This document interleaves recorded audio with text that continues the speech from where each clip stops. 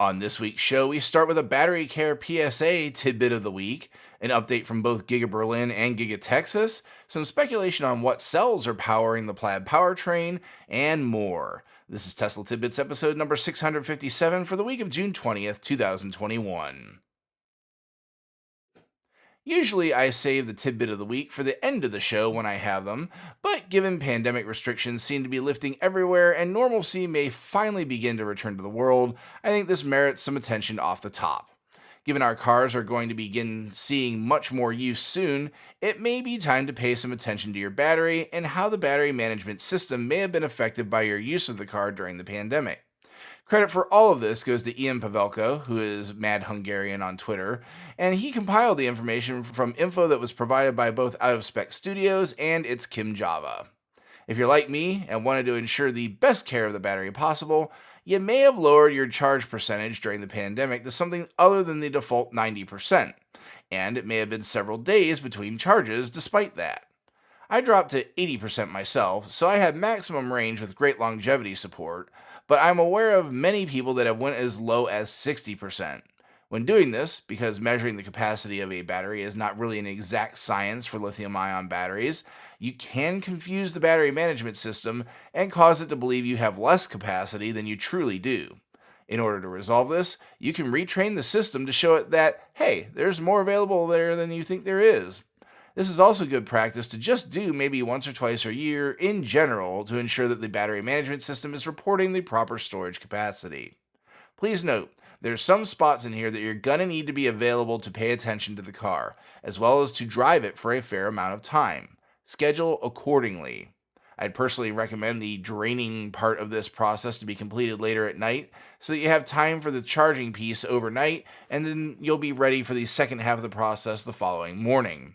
Alternatively, complete the draining piece very early in the morning so that you have time in the day to complete the charging half of the process. Okay, on to the actual process now. First, you're going to need to drive the car until you're down into the single-digit percentage range. For those of you out there that have your car set to display mileage rather than percentage, get it below 25 miles of range remaining. Ian calls out a point to be aware of here. As you approach single-digit state of charge, if you've really not been driving much, you may notice the car to be extremely lethargic. Specifically, if you're at 50 miles per hour or 80 kilometers per hour, it may not want to accelerate beyond this. If this is the case, immediately get back to your home charger at a modest pace. Once you've done this, let the car sit for an hour, and while it's sitting, either jump in the app and check up on it, maybe locking/unlocking it, or turning the HVAC on and off every so often, or just going out to pop the handles on the car or whatever. Just got to make sure that the car is awake and does not go to sleep. Once this is complete, set the car to a 100% charge and fully charge it. Once the charge completes, repeat the process of either using the app to keep the car awake or touching the handles to keep the car awake for another hour. Once this is complete, get your butt in the car and immediately drive it enough to drop the charge back below 90%, as you don't want to have the car sitting at full charge for a long period of time, since lithium-ion batteries don't really like that. Following that, drive as normal. Ian notes that some folks need 2 of these cycles to get the battery management system fully calibrated, but one has historically done the trick for him.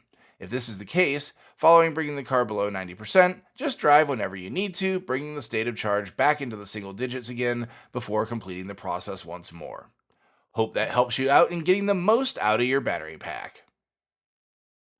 Tidbits 2A and 2B this week are updates on the construction of the new Gigafactories. As the race really does seem to be neck and neck as to whether GigaTexas or GIgaBerlin will complete first, we see more evidence of the same coming out of reports from Tasmanian and Drive Tesla Canada. First up is GigaBerlin, where Tasmanian not only reports that construction of the factory is nearly complete, but equipment and production testing processes have begun in earnest. The article notes that Tesla scored preliminary approval from the State Environmental Agency to begin testing system functionality for the paint shop, casting, and body in white. Drive Tesla Canada comes in with the assist with some pictures showing a Model Y body in the build process, with robots performing all the work to move at least 3 Model Y single-piece castings.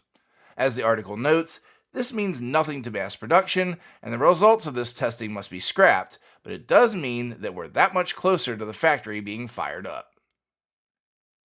Turning our attention to Texas now, it was not to be outdone by Germany. Drive Tesla Canada again procured video from inside the factory to give us an idea of progress. While we see no vehicles on the line, we do get to see several robots in operation already, despite being well short of a year since groundbreaking. Texas still has a lot of catching up to do if it wants to beat Berlin to production on a pure date basis, but it seems to be way ahead on the timeline from the perspective of when each broke ground.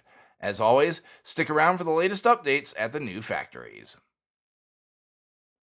Tidbit number 3 is some pondering on exactly what cells are hiding in the Plaid powertrain.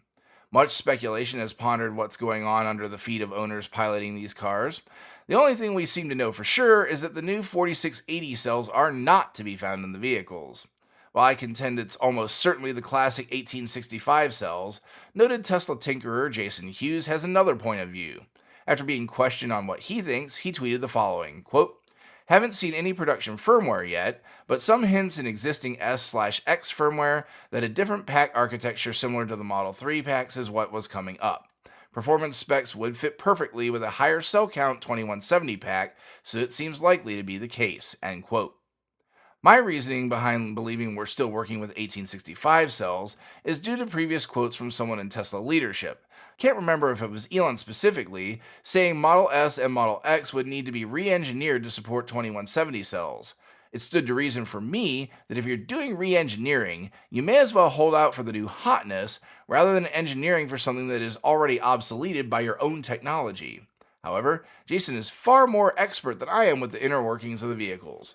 So if that's what he thinks, I'm tending to believe there could be something to this. Hopefully, we could get some hard confirmation soon. Speaking of the Plaid powertrain, tidbit number 4 shows the praise rolling in for Tesla's newest, hottest model. First up is a personality that may have a slightly lower profile in the community, unless you're really deep in the weeds. Randy Popes is the driver for Unplugged Performance's racing efforts, and if you know him, it's likely due to his entries for Unplugged Performance in the Pikes Peak Challenge in their Model 3. Last year, he had an unfortunate crash that set back their attempts to break some records at the event, and Unplugged Performance and Tesla put in an amazing effort to turn around a new car for Randy to keep going in.